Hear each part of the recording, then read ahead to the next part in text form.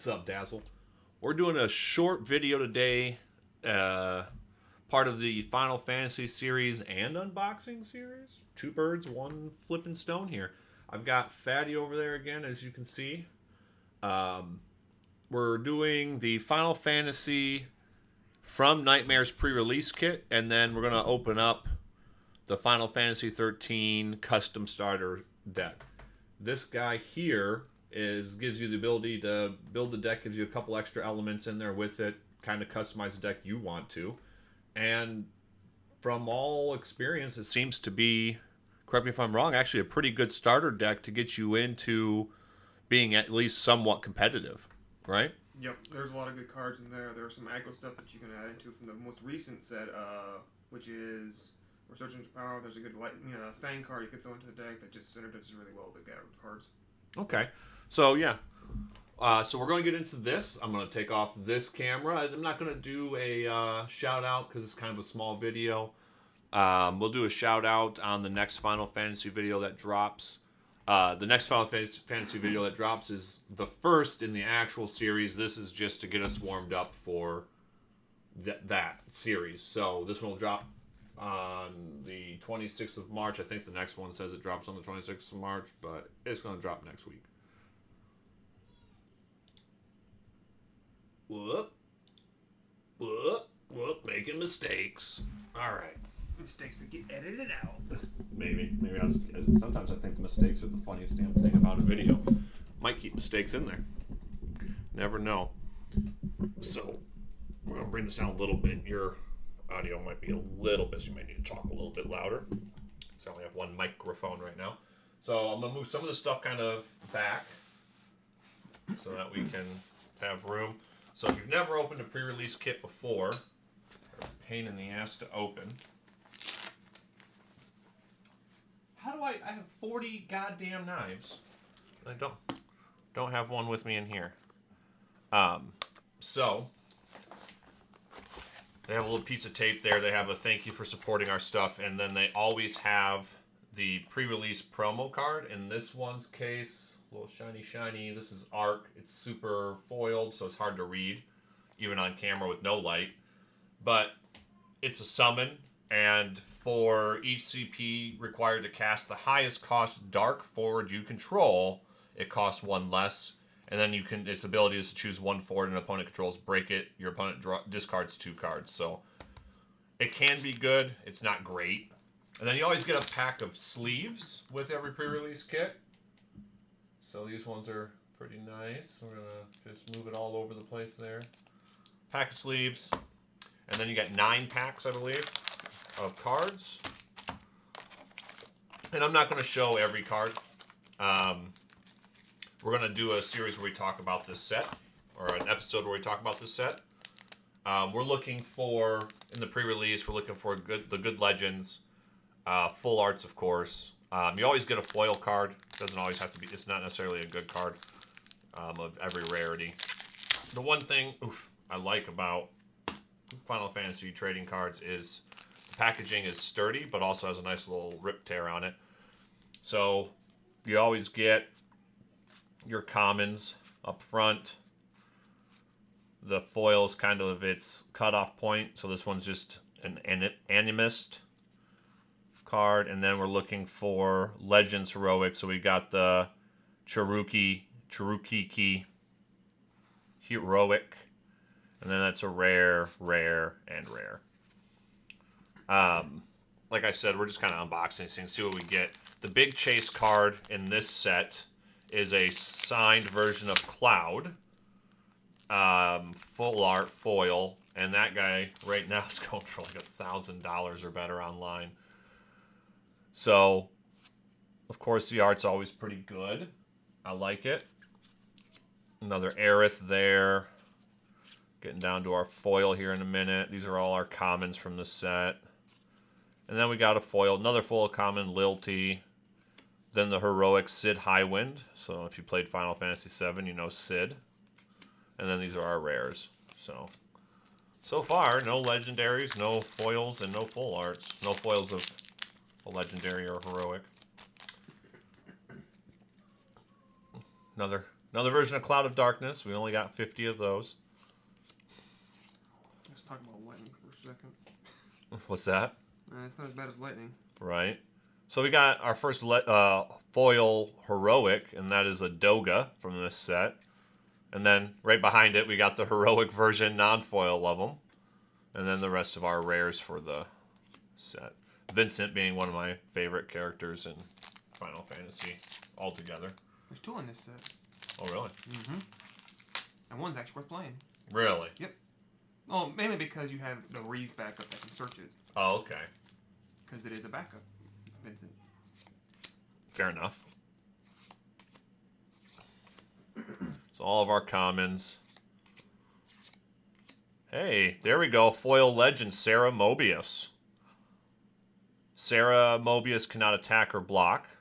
But to dull her, you can choose a forward against 2,000 power talent turn. You can dull her, choose 2 forwards, and dull them.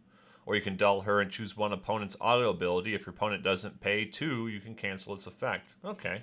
So that helps with efficiency of other decks. And then we got the Heroic Anima. And then the rest of our rares. So, Sarah Mobius being our first legend, and a foil legend, is kind of nice.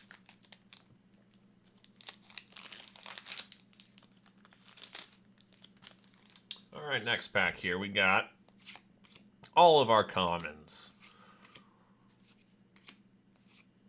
I'm not a big fan of that chibi, I don't know what else to call it, chibi art, but well, we got a foil rare in Evare. It's a good card. And then we got the Emperor Heroic.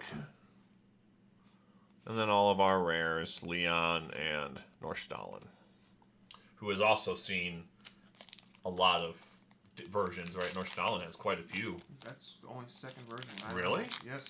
Huh. We don't even really care about that Norstalin in most decks. We still like the win backup. Now, of course, that Norstalin is meant to go with the Waltris in this set, but still, we will prefer the backup one just because it can search for other And backups. the backup one's a wind, correct? Wind, yeah. That's correct. Toya, Kane, Bart, Chimera, and boom, full art, Edgar. It's not a bad one. It's not great, right? We were talking about Edgar earlier, weren't we? We were talking about Edgar, how disappointing it is that it's Yeah. not named Edward. Card probably would be better if it wasn't named Edward, but the fact that it uses the name Edward means... Edgar. Edgar, yes. Edgar, it just... We have good Edgars, and that's kind of the problem we have with this one. So, we got another heroic Doga. So I've already got a play set of Doga. I don't even own any of, I haven't even bought any boxes of booster packs. Look at that.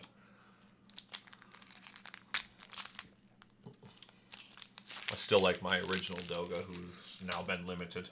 Limited to 0. Yeah. Oh, yeah, that's right. He was banned. It was Sophie that was limited from that set. Mm-hmm. All right, let's see if we can't keep up the luck. First box getting a full art. I like that. Oh, they're Cloud in the Darkness, Clavat, Monk, Tonberry, Ash. So it's a rare foil, but then I got the Heroic Titus, the light version. I don't know if this one's any good. EX Burst. When Titus enters the field, choose 1 forward of cost 5 or less the opponent controls. Put it at the bottom of its owner's deck, so that's a nice ability. Remove 20 cards in the break zone from the game. Play Titus onto the field. You can only use this ability during your main phase and if Titus is in your break zone. That's actually not bad. It's the only good one from the set, it appears like. Huh? It's probably the only one that's going to be worth playing from the light and dark of the set. Really? Mm-hmm. And then Sarah Mobius again, Ifrit, and Shiva. If you've played Final Fantasy at all, you know those 2 names for sure.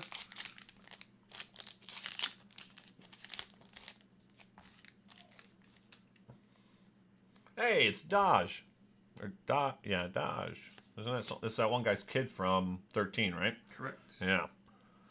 Graf, Zoo, Terra, Aldnarche, whatever, Vaughn, who was one of the characters I hated the most as a main character in any Final Fantasy game. And then the Scholar foil, and then another legend. Holy shit, Refia. At the beginning of the attack phase, during each of your turns, activate all the Job Warrior of Light you control. So Job's obviously right here. When 4 or more Doll characters are activated by this effect, draw 1 card. Doll 4 active Job Warrior of Light characters, or Job Warrior of Light, choose 1 forward opponent controls, put it at the top or bottom of its owner's deck. You can only use this ability once per turn. Holy shit. It's actually not bad. It's actually a really good card. Yeah. The problem is it's trying to synergize it with Warriors of Light. Right. Wow. All right. Last one from this box. Let's keep the luck going. Give us another legend. Give us a full art. Give us a full art legend. God, RNGesus does still love me. Sometimes I wonder, but I always buy packs of cards and find out he does. Jinjay, all of our commons, Lunith, Buddy, Mew, Tono, Gilgamesh, and a foil Hilda. So that goes with the... No, that goes with Scott, not Edgar. So she's heroic, foil. Search for 1 card named Scott, play it onto the field. Choose 1 category 2 forward in your break zone, add it to your hand. You can only use this ability once per turn. Not a great card. Fatty and I were talking about this earlier. We don't have any good Scotts. We don't have a good Hilda. I mean, we have a good Hilda, just not this one. Right? No? And we have a backup that can draw you a card, but that's about it. So Arc. So this is heroic version, standard non-foil of the box topper for the pre-release kits. I'll go ahead and put that one over there. And then Warrior of Light. Really? Another Edgar and a Waltro. Nothing too great. I mean, a full art's always... To get a full art in a pre-release kit's always nice. It's always feels good. So I'm not going to go through the sleeves and the pre-release card. In this one, we're just going to get right into the packs. Because it's the same in every box. Thank you letter. Full art arc. Deck sleeves. And if you buy cards from me on eBay, chances are it might be covered up in one of those sleeves when I ship it. Alright, all of our packs. Like I said, I really want that Cloud so I can sell them and then buy a master case for this set. And the next set. No, we just go to 1.6. Like $200 for master case. It's how much? Like 1,200. Oh, it's all okay. boxes, so... Fair enough. So all of our commons get to that shiny, which is where the beginning of giving a shit really takes place. Garnet's actually not too bad in this set, though. So what's the warp ability? That's new to me. So warp is a new mechanic that was introduced to Final Fantasy. It's not a new mechanic in TCGs. It's actually a mechanic stolen from Magic the Gathering, which is called Suspend. So basically, you have a warp cost, and it's usually donated by the CP or generic CP, and a number. The number represents how many turns it's got to be warped. At the beginning of your main phase, you remove a warp counter. Once you have no warp counters, the card comes into the field. Okay, So okay. So in the case of Garnet, you'd pay 1 Earth, pay 1 Water, and for 2 turns, she's off to the side and gets this like pseudo removed from game zone. And then after 2 turns, she'll come into play, and she'll gain 1 effect, and then she'll use both of them.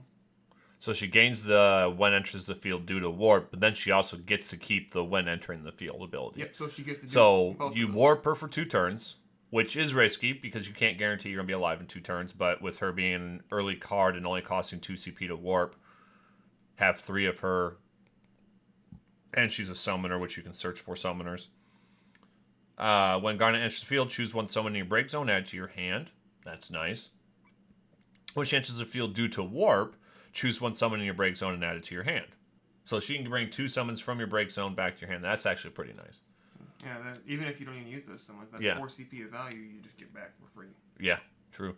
And then our foil's a common Undead Princess. Nothing great. Got another heroic Gao.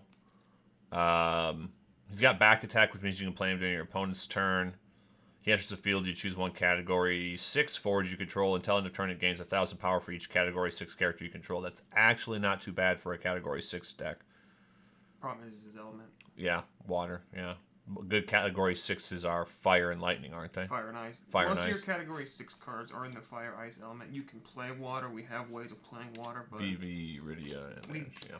it's just so awkward to play. You can play water ice, but there's just not as much synergy there. Right. A lot of our stuff comes from playing the fire side of it. Jesus. Square Enix added some extra strength to their packs this time, I think. Yeah, I had the same issue when I was opening my kits.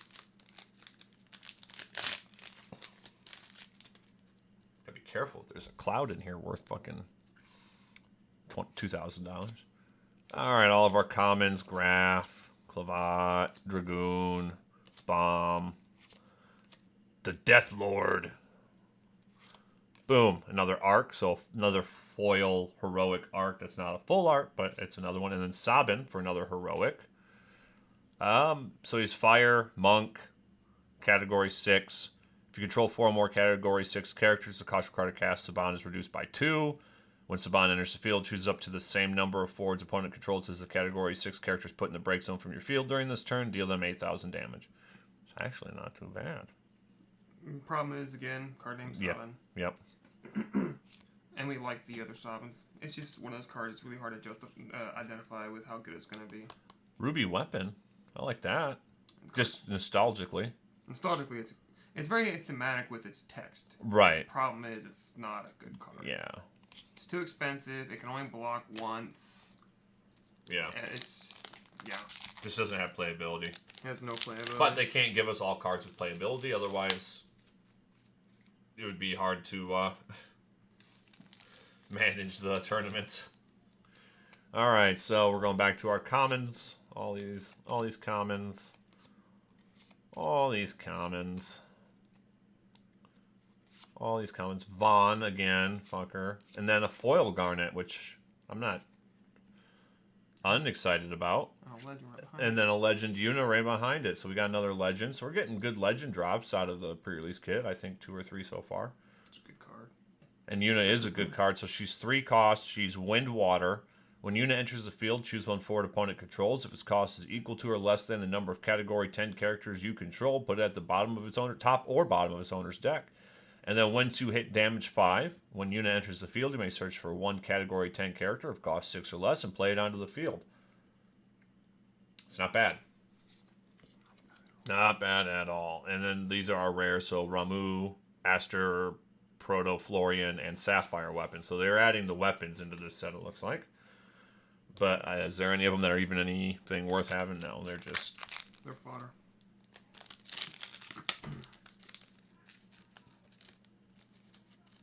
All right, I got this next pack here. I did not want to open with worth a damn.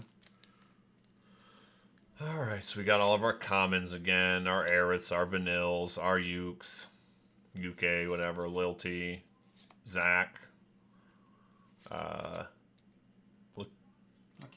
Larkesis, and Hope, foil, starter. That's not too bad. Getting a starter is nice.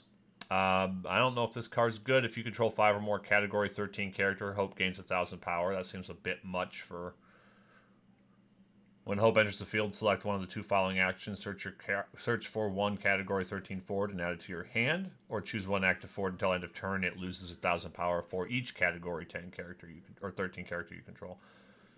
It's actually really good for the starter deck. Yeah, for the starter deck, which is going to be partnered with another starter deck, right? Well, no, because with Hope you have the ability to run another Umaro. You can get Hope. You can then use Hope to get your Vanille, which then Vanille will then get your Lightning, and all of a sudden now you get your 3 forwards you needed to make your turn 2 play insane. So Hope's actually really good for the super aggro play, which is what the deck actually aims for. Gotcha.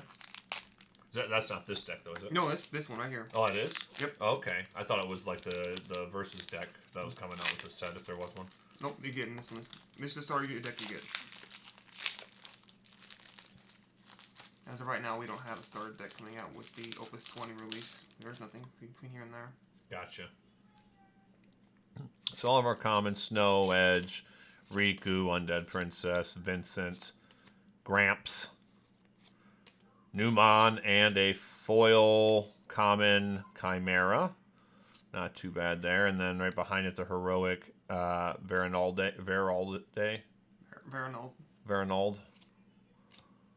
That's a heroic. We can put that there. Kind of try to separate these a little bit. And then our rares. Nothing I'm looking for specifically in the rare category, I don't think. Not that you want to get a bunch of. Yeah. Not when you get 3 of them per pack. And our commons: White Mage, Flan, Scholar, Dragoon again, Pain, another Garnet, and then a foil Leon. If you control 4 or more Job Rebel, Leon gains 4,000 power and haste. When Leon enters the field, you may search for one card named Maria and add it to your hand. Just a rare. And then right behind that's the legendary Warrior of Light, which I'm actually kind of excited to get. It's a 4-color, fire, wind, water, earth. All they're missing is heart, and we could summon Captain Planet. When you can only pay with CP produced by backups to cast Warrior of Light. Haste, First Strike, and Brave. So haste, it attacks first. Or it can attack the turn it comes out. First Strike, it does its damage before damage is done to it. And Brave means it doesn't have to dull to attack. And then when Warrior of Light enters the field due to your cast, activate, which means undull, all of the backups you control and draw a card. And then if you don't want to attack with them, or if you wanted to in your end phase, you could dull them and choose 1 forward to deal 5,000 damage.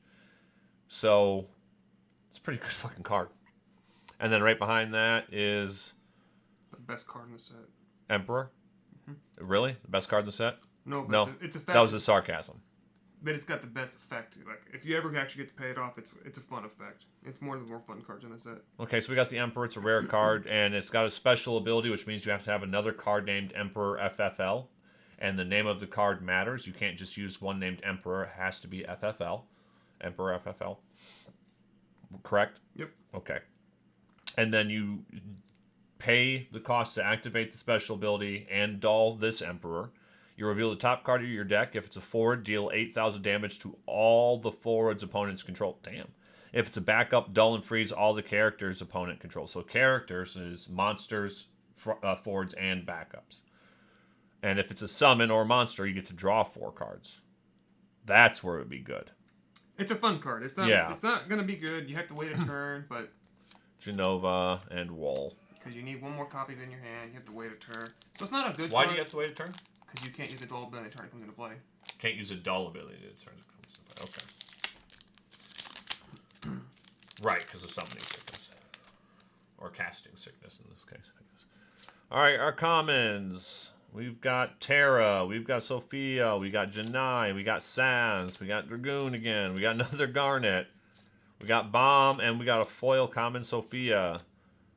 Now another legend. Holy shit, I'm getting the legends today, aren't I? Prishi?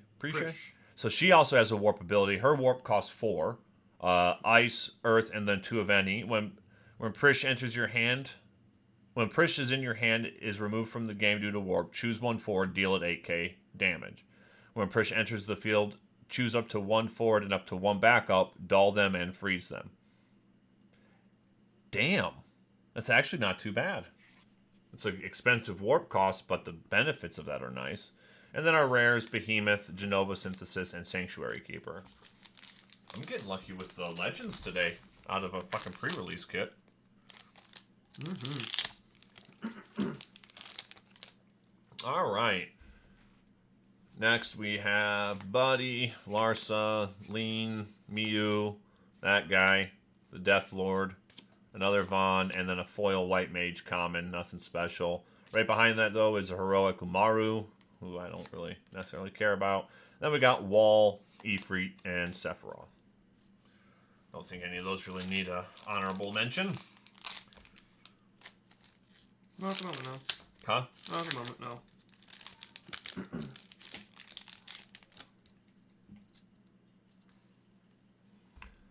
Alright. Behemoth, Elgo, Latoya, Titus, Tifa, White Mage, Shadow Lord, a foil version of that Emperor that we just talked about, how it was Mimi fun, and then a heroic Veranold, and then Kuja, Evray, and Rydia for my rares.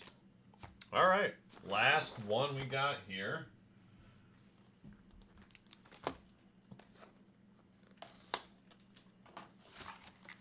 So again, thank you letter, pre-release, eBay store sales, card sleeves. Only reason I don't like the sleeves that come in the pre-release deck is they're too slick.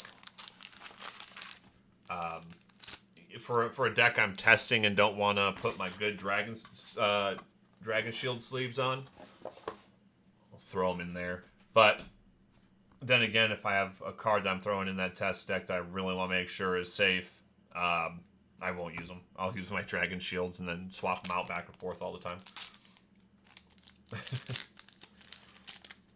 That and the image comes off them so quick if you play with them and shuffle them, in my opinion. If you actually shuffle your cards worth a damn. Yuna, Flan, Vincent. This is the Vincent backup. I just don't like that art.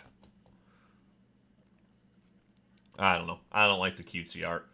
Titus, Bomb, and the foil Preesh. Fucking A. Love it. And then another Doga. Then we got Ramu, Maki Chiruka, Kiki, and Leviathan. Huh? Monty. Yeah, I'm actually pretty excited about how much I've gotten out of these pre-release kits so far. Not bad. And then we got Dodge, Scholar, Zoo, Lilty, Bartz, Zach, White Mage, Foil Dodge, Heroic Umaru. Never, I don't think any of those Umarus that they've made have been anything special, have they? Wasn't there one ice one that was used, I think, in the Fire Ice couple series back? Iku and Sephiroth. There's a couple Umaros. The Legend Umaru from Opus 11 isn't bad, especially with the Mog 6 in this set. You can definitely play Mog 6 in this in an Fire Ice deck because it gets cheaper for every Category 6 character control. There's enough Category 6 backups to where we can just play it for free.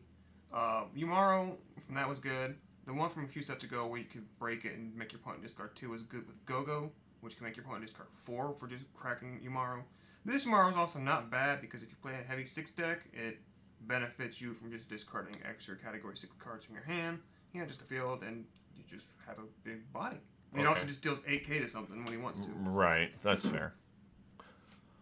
Alright, our commons again. Masi, White Mage, Cloud of Darkness, Monk, Dragoon, Pain, Chimera, Foil, Lunith, another Heroic Vralde, and then we got Kuja, Emerald Weapon, and Noct.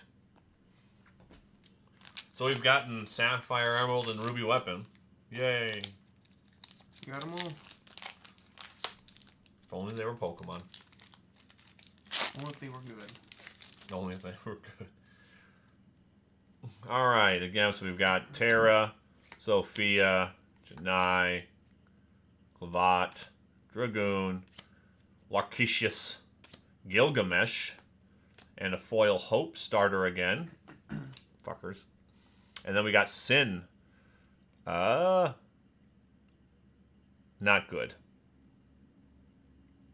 Ambitious. Yeah, needing 6 damage to play it for free. Yeah, I don't think Sin's going to be doing a whole much. And then our rare Shiva and Fenrir. It's very easy to use damage 6, but when your opponent gets to make the choices of what they want to get rid of, they're just going to get rid of stuff that they don't want, they don't need anymore. And if it's damage 6, they're not worried. No. Unless you're both at damage 6, and this turn matters, right? Saz, Buddy, Larsa, Lean, Miyu, that guy, Tonberry, Foil Titus, don't really care, Medine, Heroic, Light, Summon. You must control a light forward to cast Medine. I don't like that. Choose one forward, remove it from the game. For a 1 cost, For a 1 cost that forces you to already have a light character, light forward on the field, I don't see that being. And then Ruby Weapon, Sanctuary Keeper, and Waltril. I just don't see that being that great. The synergy there is there's 2 fours that are light that are somewhat used, like the Citra is a very good card. It searches out a summon or a monster. Right. You could search out Medine, cast Medine, and then you get your payoff with having the light forward that same turn, so you're not waiting. But of course, that means you're probably running 3 Medina and you're probably running 3 Citra. Now you're running 6 light cards in your deck, which means it's very possible you could hit 2 in hand and then you got 2 cards. You got dead cards in your hand because you can't discard them for CP. No, so then you have to find a way to get rid of them. There's also the Terra from Opus 1, which also lets you get a summon. Same reasoning there. You'd be playing 3 Medina, 3 Terra just to try to get this payoff.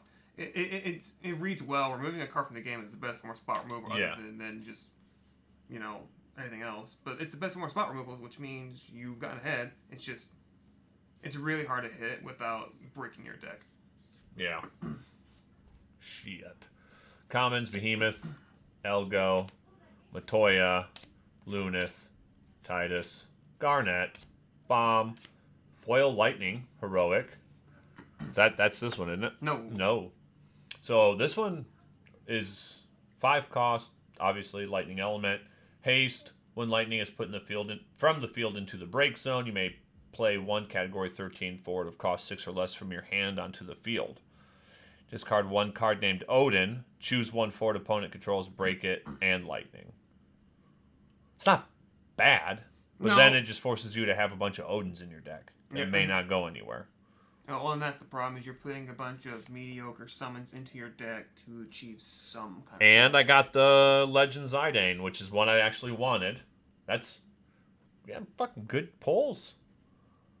So this is a Fire, Wind, Haste. Zidane cannot be blocked by a forward of cost 3 or more. So that's nice. And when Zidane enters the field or attacks, your opponent reveals their hand. You may select 1 card from their hand. If you do so, remove it from the game, and your opponent draws a card. That's just a good card. I like it. Ramu, Joseph, and Astroprofilitarian. Astroprofilitarian? I don't give a fuck. I ain't gonna use it. It's not the worst card. No, it's just probably not one I'm going to use. Not with what I plan on doing with somewhat of a soiree deck. Well, Astroprofilitarian, if you pay 3 CP, the card literally does nothing. It has no text. But warping it gives you... No, it has no warp. You pay 2 per CP, you break a forward. You pay another 2 per CP, you break a backup.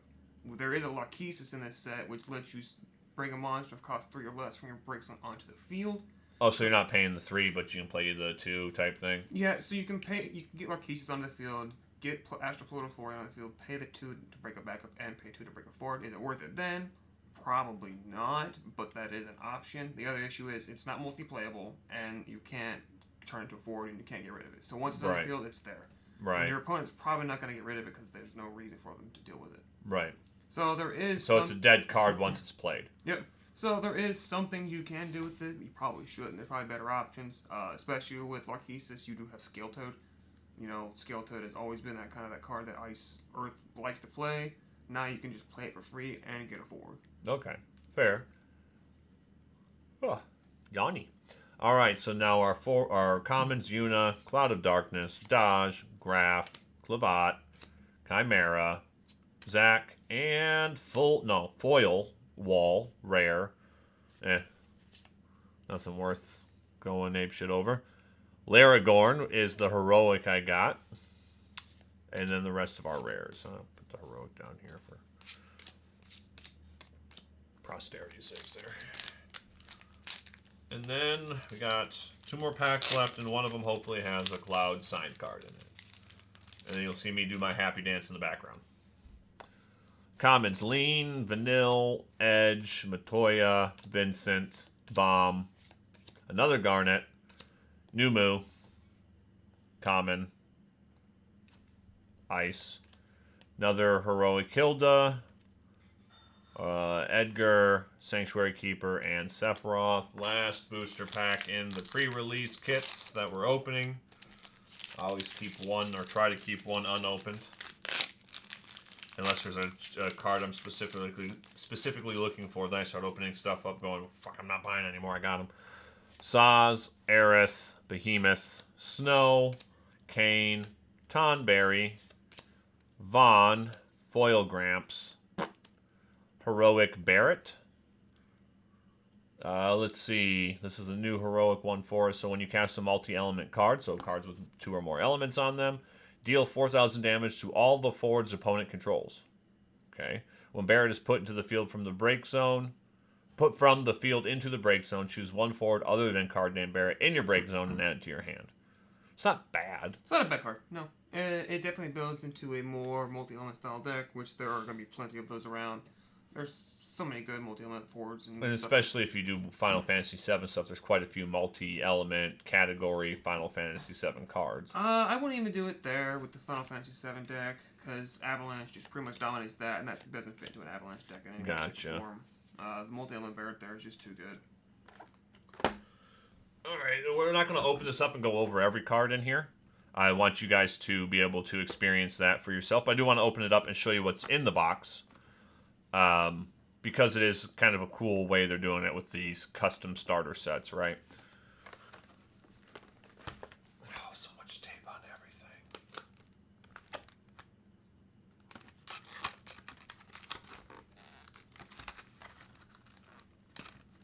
Oh my gosh. Japan has the best tape. Not even a 1/4 inch thick. Holds like super glue. So you get it like this. Opens up from the back with more tape, I'm assuming. You have your instructions, and this shows you how they have it separated up for the different ways you can build the deck. Obviously, you don't have to follow this if you don't want to, but you have options to build a deck how you want with this starter kit. This one, as I said earlier at the beginning, actually can hold its own fairly competitively. With a few upgrades from cards outside of itself, but yes. Right. So, and you can look online on how to make this deck very much competitive, but it comes with this really cool, I like the artwork, personally. This really cool lightning here. It's already $15. And it's already worth $15. So she costs 2. She is a light, forward, haste. When one or more Category 13 forwards you control attack, all the forwards you control gain 1,000 power until end of turn. If 2 or more Category 13 forwards were attacking this turn, also draw 1 card. If 3 or more Category 13 forwards were attacking this turn, lightning also deals your opponent 1 point of damage. Now, does this work?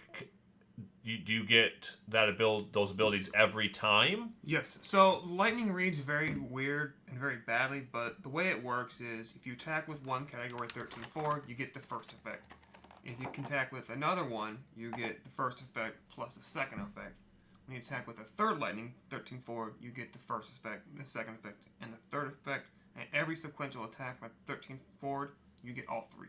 So turn 2, you could easily have 3 Category 13 forwards onto the field, and you have dealt 3 points of damage with additional point of damage from the ability.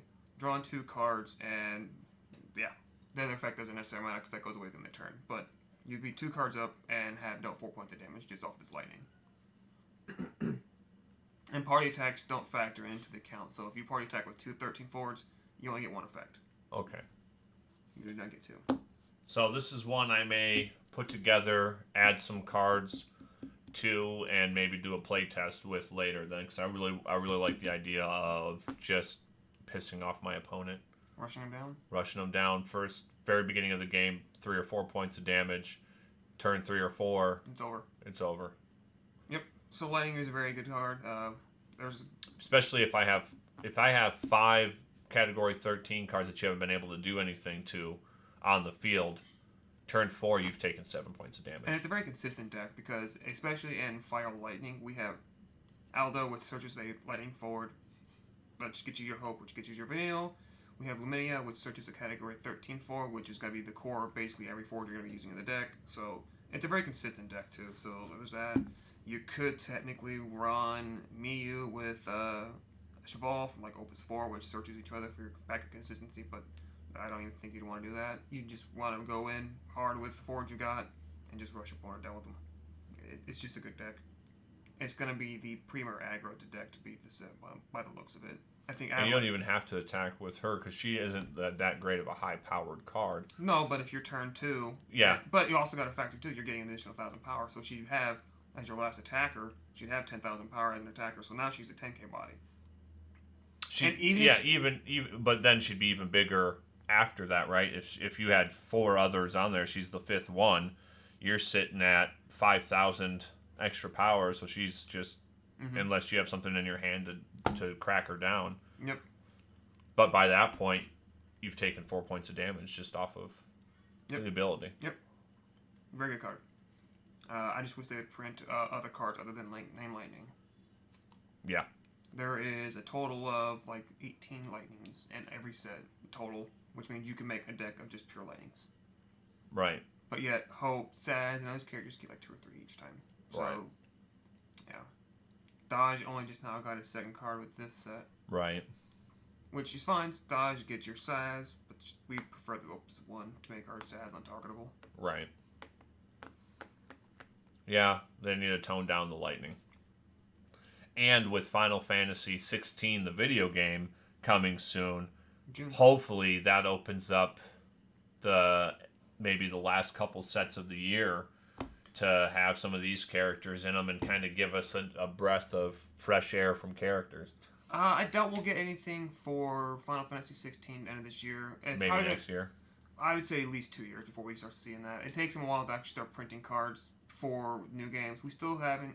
There's still a high possibility we'll get Stranger of Paradise cards. We haven't necessarily got anything yet, and that game came out last year. So we're still behind if we even get those cards. When we got Final Fantasy 15, I think we first got their cards in Opus 8. So it takes them a few years to put a new game into the card game, but I am actually looking forward to the Final Fantasy 16 cards coming into the game. There will obviously be a Category 16 summons named Shiva and Ifrit. We have already seen those in the game, so we'll see what happens. Yeah, it'll be interesting.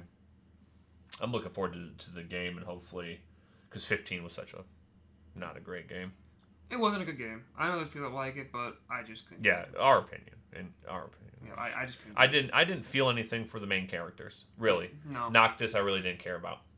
My issue with 15 was they try to make you feel bad for certain characters, and there was just no emotional attachment to them. Like Luna Freya, spoiler alert, she dies, but you never really got to meet her. You met her for one time, and then that was kind of it. Now, if you watched the movie, you got a little bit more information on them, but... Right, but they did this weird thing where they released the game and realized they had no actual story in the game, and they were like, fuck, here's an animated movie to explain why you should care about this character. But even then, they gave me no reason to...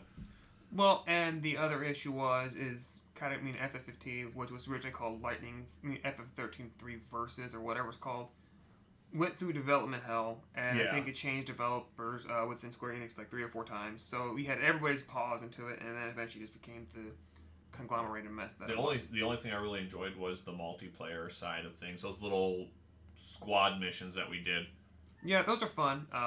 The one thing I do like about 15 is they did make a great villain. Arden was easily one of the better villains in the series. He's such a likable villain. He has a reason to be a villain. You understand why he is a villain. Yeah, and to me, I always find myself drawn to villains, even in movies and games, if they are a good villain. Especially like, what's that movie with Gerard Butler and Jamie Foxx, where Gerard Butler's character is the bad guy. Mm-hmm. He's super smart, and he's kind of had the world handed him a ball of shit. He got fucked over, and like, you want him to succeed, just because you're like, you know what? Yeah, you did get the worst shake out of everybody.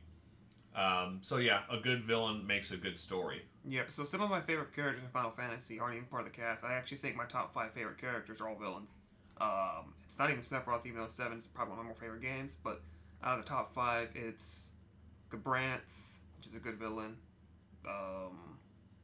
Not Kuja. Garland. Garland's a good villain. Garland is a good villain, yeah. Garland's a very good character. Arden's up there. Kefka's up there. Kefka is a nut job, but he's such a well-designed character. So yeah, they're right there is all just villains right there. Right. Gilgamesh was a pseudo-villain character I always liked. I always liked his appearance in every Gilgamesh. game. Gilgamesh shows up quite a bit throughout the games, which makes him a good one. I'm trying to think of other villains in the series off the top of my head, which I can't think of right now. Kuja, I didn't really care for. Kuja, I didn't care for. Final Fantasy IX is by far my favorite, and I couldn't emotionally attach myself to Kuja because he's just a watch the world burn kind of guy and not an actual villain with any real purpose other than he's a piece of shit, right? Right, exactly. Where I got emotionally attached to was Garnet because of how she kind of was taken advantage of as the princess for so long under Queen Braun. And then also Beatrix, who finally realized, and Steiner, right? Because Steiner was gung-ho soldier and then realized that what he believed his whole life was wrong, and you had that character flip. Yep. So out of 9, it was really Garnet, Beatrix, Steiner, and then for comedic purposes was Quinoa. Yep. Which needs better cards. But she was just a great character. Another great character is Vivi. Vivi had such a good character development. He had you were emotionally sunk into Vivi from the second you realized that he was probably made in a lab. Yep. And then that he realized at that moment he was probably made in a lab. And then he has people like him in the waltzes that were genetically modified to come and try to destroy him because he's actually, of all of the characters you play as, the one that could cause the most. Yep, Vivi and FF9 is probably one of the most, lore-wise, the most powerful characters in the game. Yeah. Lore-wise, yeah. In practicality, it took a lot to make him... Well, in practicality, I think it was... Yeah. I haven't played FF9. But we're talking PlayStation 1, right? So... Yep, I haven't played FF9 in a long time, but I know Vivi was very strong in the game. Mm-hmm. Like, all the characters in general, except for maybe Zidane, really had rough backstories. Even Freya had a rough backstory. Yeah. So it was a very... Losing her love and being a dragoon for, what was his name? King of Bernicia. Yeah. But yeah, Zidane was just like a thief. Was a thief. Who finds out he was like genetically altered like Kuja. Yep, a genome. Yeah, and then that's pretty much, he's just like, oh, my life sucks. I'm not the thief I thought I was. I was genetically made to be a thief. It's like, stop whining. But that's also my problem with Cloud, right? In the original version of Final Fantasy VII. That's my problem with a lot of the heroes. They're lackluster in their story. They're very whiny. Yeah. Like all of them. I don't know if that's something to do with the Japanese way of storytelling, right? Like, do they start off whiny? Because you see that in anime too, where the main hero starts off whining and then moves on to getting over that. But in some of these Final Fantasy games, we never see them get over that. So, like, I think the only hero that I actually cared about from any of the Final Fantasy games is probably Zack. And that's basically because Zack has this development arc where he actually matures throughout the game. And then you realize that the world is not what it seems. Shinra's not a good company. Shinra's terrible people. He's more likable than Zack. And then he starts a revolution, or helps start a revolution to go against the tyranny that he was supporting. In some ways, yes. Yeah. You've never played Crisis Core, have you? I played parts of it, but never got really far. Okay, so we all know in FF7, Zack is dead in the original FF7. We already know this because we've played through the game enough times. We know that Zack dies. There's a scene where Cloud's going through his memories, and you can see Zack being killed by Shinra, which we know. At the end of Crisis Core is when that takes place. Okay. So at the end of Crisis Core, you have Cloud and Zack, who are on the run from Shinra because they were in a test lab from Hojo, because he's a nut job. And then they stop, and then the entire army of Shinra, the entire army, not just like a couple guys, is there for Zack and Cloud. And then it cuts to the gameplay where you're playing as Zack in an endless fight mode, fighting off Shinra.